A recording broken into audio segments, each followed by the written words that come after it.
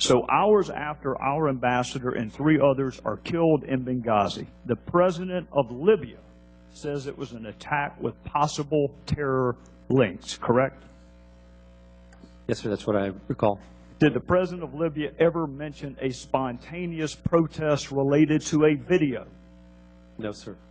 When Ambassador Stevens talked to you, perhaps minutes before he died, as a dying declaration, what precisely did he say to you? He said, Greg, we're under attack.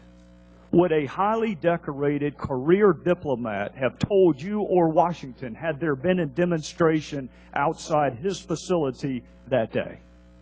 Yes, sir, he would have. Did he mention one word about a protest or a demonstration? No, sir, he did not. So fast forward, Mr. Hicks, to the Sunday talk shows and Ambassador Susan Rice. She blamed this attack on the video. In fact, she did it 5 different times. What was your reaction to that? I was stunned. My jaw dropped. And I was embarrassed. Did she talk to you before she went on the 5 Sunday talk shows? No, sir. You were the highest ranking official in Libya at the time, correct? Yes, sir. And she did not bother to have a conversation with you before she went on national television? No, sir. So Ambassador Rice directly contradicts the evidence on the ground in Libya. She directly contradicts the president of Libya. She directly contradicts the last statement uttered by Ambassador Stevens. Mr. Hicks, who is Beth Jones?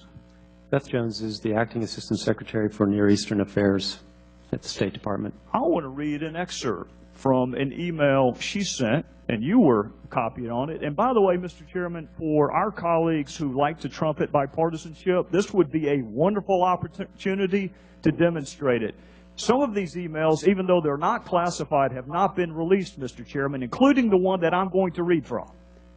So for my colleagues who trumpet bipartisanship, this would be a wonderful time to prove it. This is from Ms. Jones to you, to counsel for Hillary Clinton, to Victoria Nuland, to Mr. Kennedy, near as I can tell, to almost everyone in the State Department, and I'm going to read from it. I spoke to the Libyan ambassador and emphasized the importance of Libyan leaders continuing to make strong statements. By the way, Mr. Hicks, this email was sent on September the 12th, the day after Benghazi, and several days before Ambassador Rice's television appearance. And I'll continue.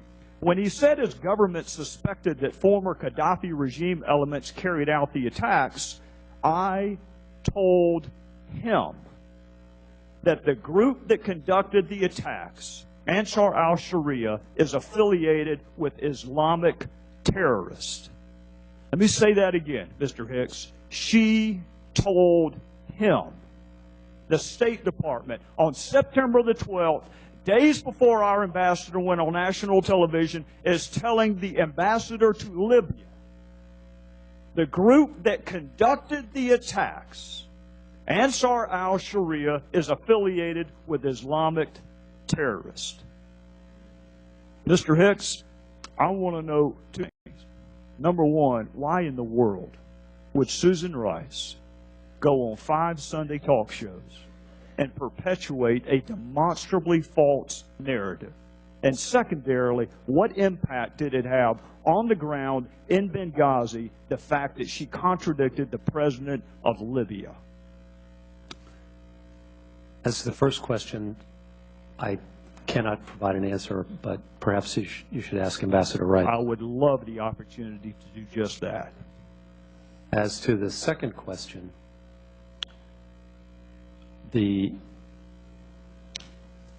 at the time we were trying to get the FBI to Benghazi to begin its investigation. And that talk show actually provided an opportunity to make that happen. Afterwards, we encountered bureaucratic resistance for a long period from the Libyans. The Libyan government at this time is not very deep. President, prime minister, deputy prime ministers, ministers, all capable people. Some vice ministers as well.